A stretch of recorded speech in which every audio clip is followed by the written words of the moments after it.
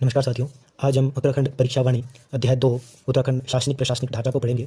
ये video record किया जा रहा है इस पर्पज़ से, इस उद्देश्य से, जब हम घर के छोटे बड़े कुछ काम कर रहे होते हैं, खाना बनाना या कुछ और, तो हमारा बिल्कुल भी समय बर्बाद ना हो, जिसके लिए हमने जो परीक्षा वाणी पहले से पढ़ी है उसके रिवीजन के लिए हम कानों में एयरफोन लगाकर, हेडफोन लगाकर इस ऑडियो को आप सुन सकते हैं। उसके लिए आप चैनल को सब्सक्राइब करें। अध्याय 2 को शुरू करते हैं। उत्तर प्रदेश के 13 हिमालयी जिलों को काटकर 9 नवंबर 2000 को भारतीय गणतंत्र के 27वें और हिमालय राज्यों में 11वें राज्य के रूप में उत्तरांचल राज्य का गठन किया गया।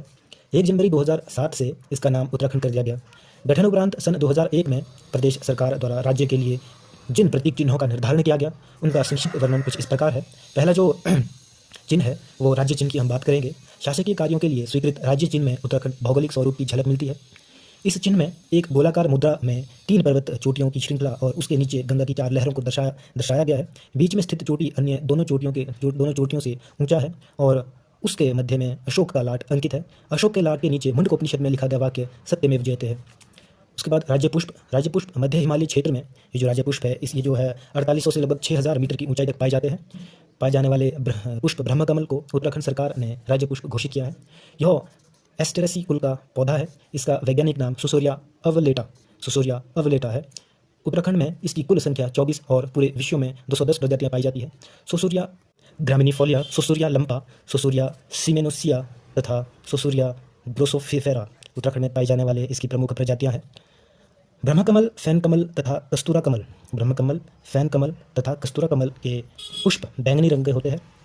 उत्तराखंड के फूलों की घाटी, केदारनाथ, शिवलिंग बेस, पिंडारी ग्लेशियर आदि क्षेत्र में यह पुष्प बहुतायत में पाया जाता है। इसे पोलपदम भी कहा जाता है। इस पुष्प का उल्लेख वेदों में भी मिलता है। महाभारत के वन पर्व में इसे सौगंधित पुष्प कहा गया है।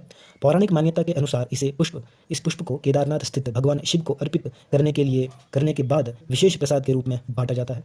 ब्रह्मकमल के पौधे की ऊंचाई 70 से 80 सेंटीमीटर होती है। इसमें जो है जुलाई से सितंबर तक मात्र 3 महीने तक फूल खिलते हैं। बैंगनी रंग का इसका जो पुष्प टहनियों में नहीं बल्कि पीले पत्तियों से निचले कमलपात में पुष्पगुच्छ के रूप में खिलता है। जिस समय इसके फूल खिलते हैं उस समय वहाँ का पूरा वातावरण सुगंध से भर जाता है। इसके बाद जो राज्य पक्षी हिमालय के मयूर के नाम से प्रसिद्ध मोनाल को राज्य पक्षी घोषित किया गया है।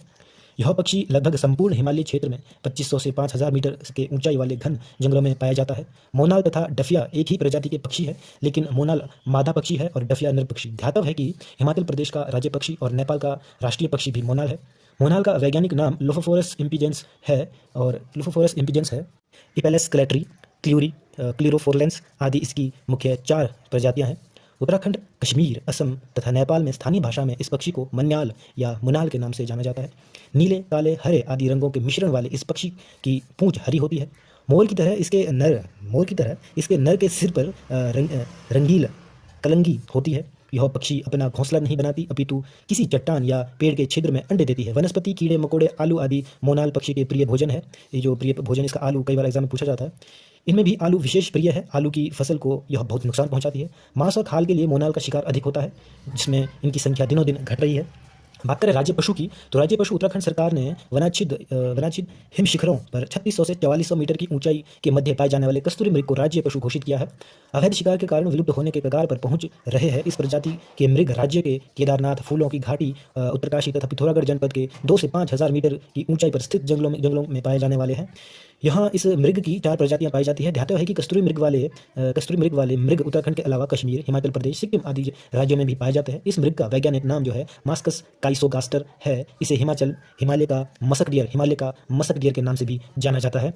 इस मृग का रंग भूरा होता है, जिस पर काले पीले धब्बे पाए जाते हैं। इसके एक पैर में 4 खुर होते हैं। नर मृग की पूंछ छोटी और बाल रहित होती है। इसकी ऊंचाई लगभग 20 इंच और वजन 10 से 20 किलोग्राम होता है। इनकी घ्राण और श्रवण शक्ति बहुत तेज होती है, यानी कि सूंघने की शक्ति। आत्मरक्षा के लिए इनमें सींग के बजाय 2 बड़े बड़े दांत पाए जाते हैं जो बाहर की ओर निकले होते हैं। उनकी औसत आयु लगभग 20 वर्ष की होती है। मादा मृग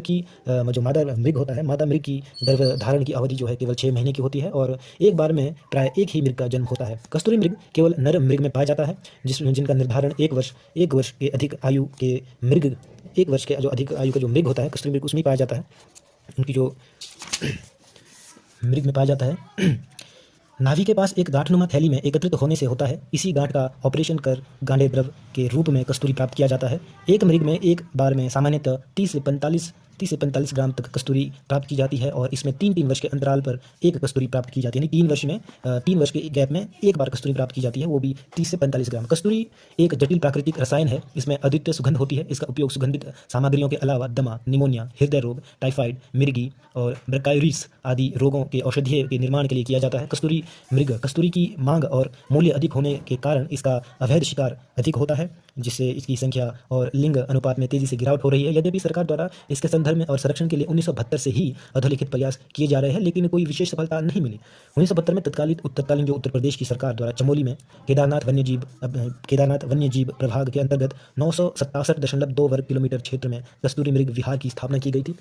उसके बाद 1977 में मेहरुड़ी कस्तूरी मृग अनुसंधान केंद्र की स्थापना की गई। फिर उसके बाद 1986 में पिथौरागढ़ में अस्कोट अभ्यारण्य की स्थापना की गई। फिर 1982 में चमोली के कांचूला खर्ग में एक कस्तूरी मृग प्रजनन एवं संरक्षण केंद्र की स्थापना की गई। राज्य की वन्य जीव गणना 2008 के अनुसार कस्तूरी मृगों की जो संख्या है वो 279 यानी 279 2005 में, मतलब 2005 की अपेक्षा जो है ये घटकर 276 हो गई है। ठीक है। राज्य वृक्ष बसंत के मौसम में, अब हम राज्य वृक्ष की बात कर रहे हैं। राज्य वृक्ष बसंत के मौसम में अपने रंग बिरंगे फूलों से उत्तराखंड के प्राकृतिक सौंदर्य को और अधिक निखार देने वाले सदाबहार वृक्ष बुरांस को राज्य वृक्ष घोषित किया गया है। इसका वो जो वानस्पतिक यानी नाम है वो रोडोडेंड्रन अर्बोनियम है। यह विशुद्ध रूप से एक पर्वतीय वृक्ष है, इसे मैदान में नहीं उगाया जा सकता। 1500 से लगभग 4000 मीटर तक की ऊंचाई तक मिलने वाले बुरांस के फूलों का रंग चटक लाल होता है। इसके ऊपर बढ़ने पर फूलों का रंग क्रमशः गहरा लाल और हल्का लाल मिलता है। 11000 फुट के ऊपर के जो बुरांस लगे होते हैं उनका जो रंग है वो सफ़ेद भी होता है। बुरांस का फूल मकर संक्रांति के बाद गर्मी बढ़ने के साथ साथ धीरे धीरे खिलता है और बैसाखी तक पूरा खिल जाता है। उसके बाद गर्मी के बढ़ जाने के कारण इसके फूल सूख कर गिरने लगते हैं। औषधीय गुणों से युक्त बुरांस के फूलों का जूस हृदय रोग के लिए बहुत लाभकारी है। इसके फूलों का जो रंग भी बनाया जाता है। बुरांस वृक्षों की ऊंचाई 20 से 25 फीट होती है। इसकी लकड़ी बहुत मुलायम होती है, जिसका ज़्यादातर प्रयोग ईंधन के रूप में किया जाता है। इसके पत्ते मोटे होते हैं, जिससे खाद बनाई जाती है। बुरांस के अवैध कटान के कारण वन अधिनियम 1974 में इसे संरक्षित वृक्ष घोषित किया गया है, लेकिन इसके बाद भी बुरांस का जो संरक्षण नहीं हो पाया है।